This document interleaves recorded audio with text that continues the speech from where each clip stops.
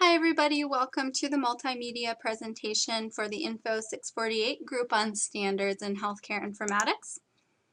Our group is comprised of Inga, Charlie, Kate, and Matt.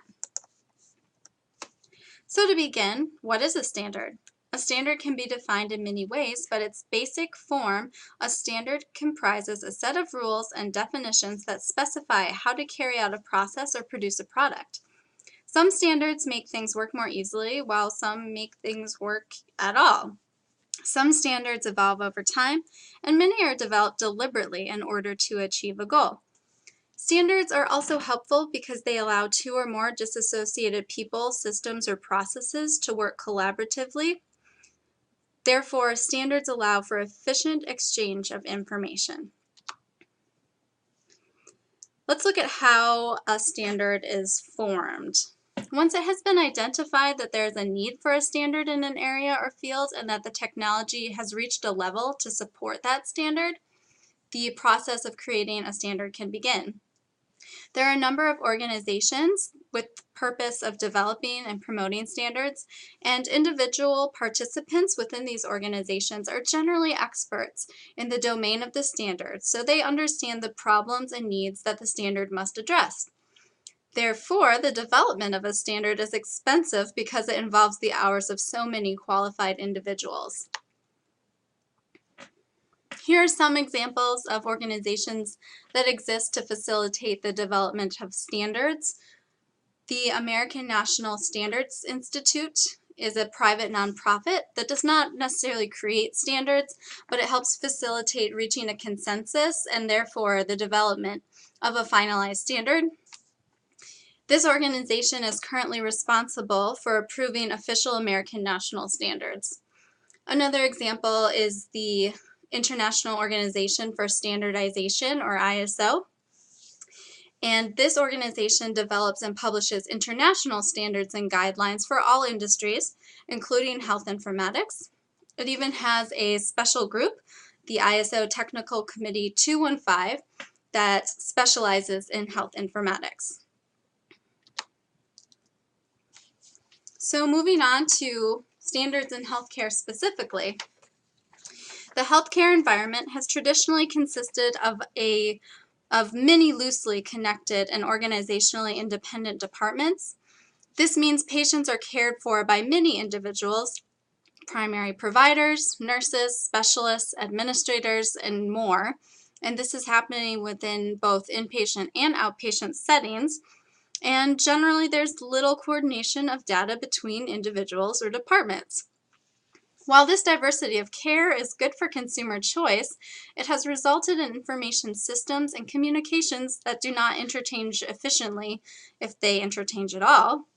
And this is all happening in an expanding healthcare environment. Clinical systems have been developed with a focus on disparate departmental operations, and as a result, individual caregivers within the system rarely see a whole view of the patient. Two major components of the standardization of healthcare information systems are standard codes and terminology and data interchange protocols. So the capture, storage, and utilization of medical data across healthcare computer systems is problematic due to a lack of agreement on terms and meanings. Standard terminologies are created in order to facilitate the communication of coded medical data. These terminologies must be expertly planned, and they also must be maintained regularly.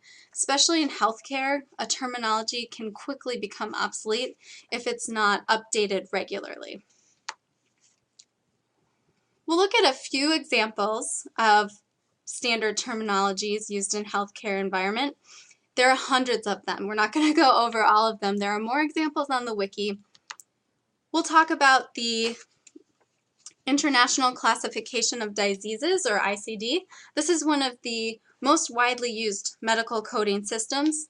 It consists of a core classification of 3-digit codes with an optional 4th digit for additional detail, and these terms and codes are arranged in a strict hierarchy.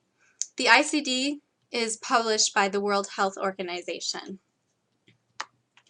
The Diagnostic and Statistical Manual of Mental Disorders, or DSM, which is currently nearing the completion of its 5th edition, which should come out in May 2013, is published by the American Psychiatric Association and provides a nomenclature for definitions of psychiatric disorders, including diagnostic criteria. Finally, we will look at a very specific terminology, which is the logical observations, identifiers, names, and codes. And this is a naming system for tests and observations, including non-laboratory observations such as vital signs and EKGs. So in addition to standardizing the terminologies used within EHRs, it is equally important to standardize the method for transporting the data. For example, IT communication protocol standards exist that allow systems from various vendors to easily transfer data. Within healthcare information systems, similar data interchange protocols must be developed and adopted to ensure maximum efficiency. These standards must be open, universally accepted, reliable, and repeatable. In healthcare information systems, the development of such data interchange protocols is complicated by the wide variety of data that must be transported and also by the level of confidentiality that these protocols must maintain. However, there are currently several examples of protocols that have been developed. We will look at a few of those now. DICOM, or Digital Imaging and Communications in Medicine, is a data interchange standard for the transferring of images between devices manufactured by different vendors. DICOM transfer protocols also allow for the display of images in a variety of file formats. The Healthcare Services Specification Project is a standards development project aimed at providing a reliable and repeatable model that would serve as the foundation for healthcare-oriented service architecture. It's a joint project within the HL7 and OMG standards groups with the goal of creating middleware standards that can bridge the gap between disparate proprietary EHR systems to provide easy data and records exchange. Health Level 7, or HL7 group, seeks to provide standards for exchanging data among hospital applications that eliminates or at least reduces any hospital-specific interface programming, thereby supporting the exchange of data between organizations and departments. The HL7 system is message-based, using an event trigger that causes the sending system to transmit specific messages to the receiving unit. From here, we'll look at some of the major stakeholders in the standardization of healthcare information systems. The major stakeholders that we've outlined are private organizations, the government, healthcare providers, and finally patients. Private organizations develop commercial applications, products, and systems for use in healthcare settings. The commercial proliferation of market products in some ways has fueled the lack of standards in healthcare systems because proprietary products rarely integrate with alternative proprietary products.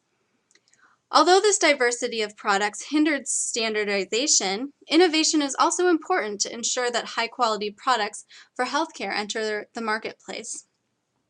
One example of a proprietary product is Falcon Dialysis, or EHR. Falcon Dialysis is a suite of nephrology-specific EHR applications and software. The suite of solutions is developed to make connecting points of care for patients while making the interface accessible and efficient for doctors and nurses.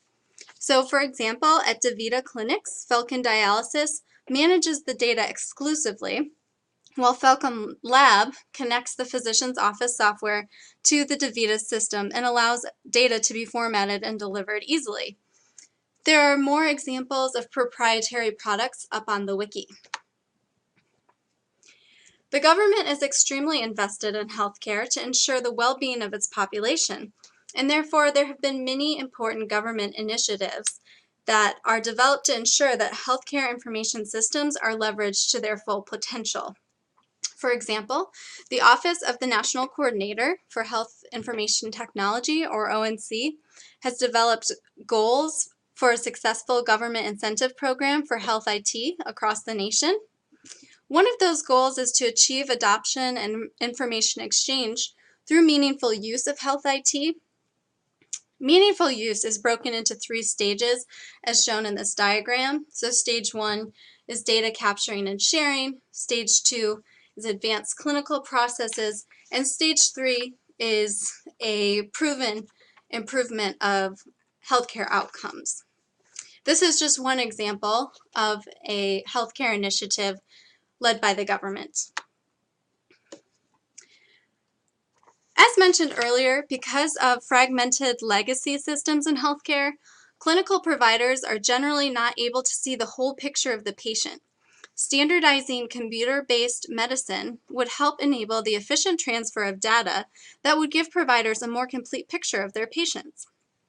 In addition, standards can help hospitals and clinics save money by detecting miscommunication errors such as redundant testing or prescription errors. And finally, the vast majority of us enter the healthcare system at birth. Standardizing computer-based medicine will give us greater power over our own care because standards are the basis of personalized access to medical records. In addition, standards will help us have a more satisfactory medical experience from diagnosis to surgery to billing and payments. Though we still have a long way to go before all of the benefits available from a truly standardized medical computer system, important steps have been made by a variety of stakeholders. We hope that this presentation has provided you with a good overview of standards in healthcare informatics. For much more information, including a list of academic journals in the field and a list of references used by the group in the creation of this project, please refer to our wiki. Thank you.